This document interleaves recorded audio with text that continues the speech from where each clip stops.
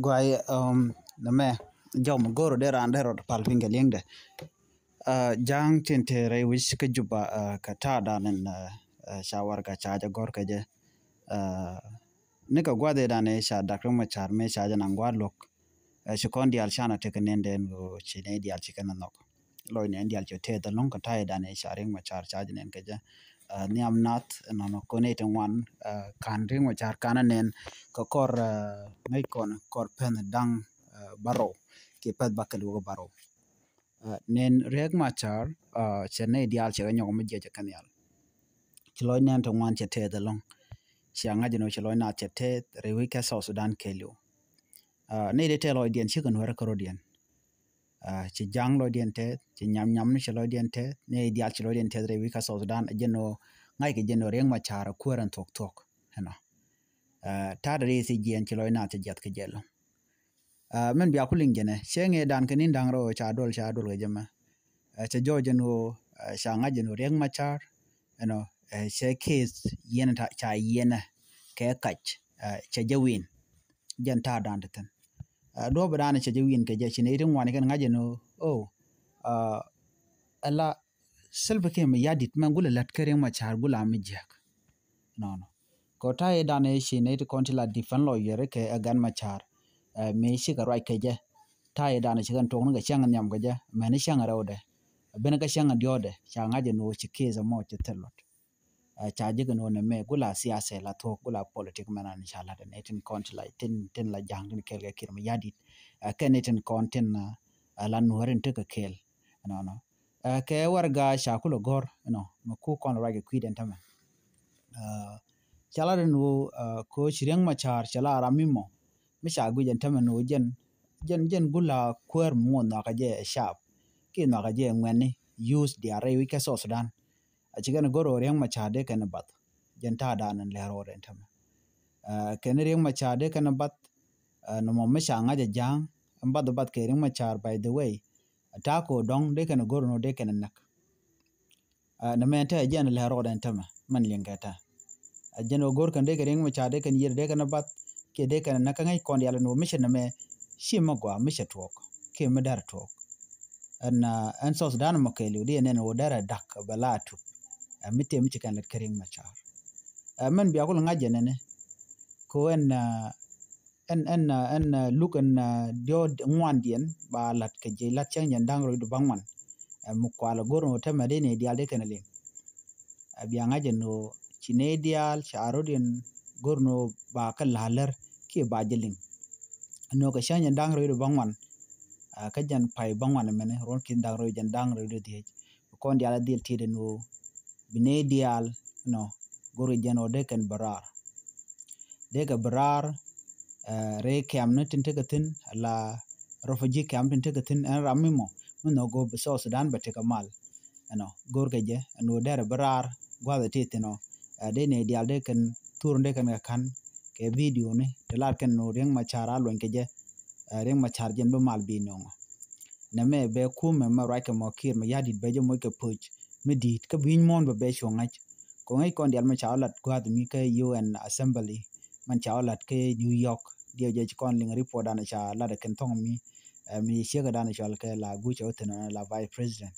no man dana cho le tong mi kana wudi chal ga me par kol no changa je no chicken right ne kai ni telar ke no malte tin ishi ke 80% ke 60% mal chicken tuk chi do no 40% na me ke lo tara kai ke lo ngai ge bone de ti no kwal gur no ne ke jelat ko bela chang danan ba dol mo ba lu ba nyom ya de pinga ja gur je no ne dial de karwach de ram mo lar mo me de ling win mo de ja lar ko jan chang a jok an chang mo jan chang da an ba ti dial na ba way out ba jan hai ke jan chang mo ko je kon dial ngaje no en kuma kin ya di cha ka ku dur ala me yen ken dak ma char ke je mo changa je no tare ya kach no tare ya kach tare e siyasa ki politik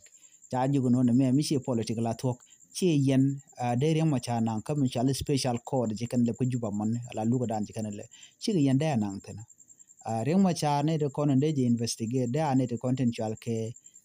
see the sam ala ceasefire monitor ne de content tin kwa ngat le monitor ala kor de ne SSPDF ken SPLA yo mite kor mchulo tuogo ke bi kule jien be ken manda le rod be ken kulo ngach after that mi kan ngaje no duore ngun le rod mo and then be kulo luin ke jog be ke report be kan kulo ngie gat ke international community then bara manda ci sis ci violate ba je kulo ngaj no mo jen ta da na tan an mo kanalat chapel ci bene ken ji city sam ci je gat ci ben ko en city sam te pinye gat tel mi kanalat chawol yugo okay woyren ma char karo la adwe cha suspend ge jaga vice president wachi constitutional che te garib to life peace agreement da ne chata so na mene yakat nyodo ja ka garib to life peace agreement kana constitution dan yan ga south sudan chala renu cha vice president cha je dem suspend per agreement ki dobe da ne cha ma cha ta ke je an mala ya ta nyala mi ya ta karun kin dang redwal badak so re diala ti bi ngaje no ti dial chika kaini ka kirma yadit ka ti cha kuma cha je dakaje mo ko na linga ta majana la kume mi chogo joja gwanu ken cha ka dak chikle ben ke mo do dien ka pin mu ko linga ta ma no gor ka no de ka gan ma cha de ka no mo kariya mo shireng mo de gwa ka we South Sudan ke kene dial konti trader mi bareng machar baje target enjen ko ramashala nok ngweni chika shenga dan go geje ne de wande kan gorno reng machar china de ragi kwide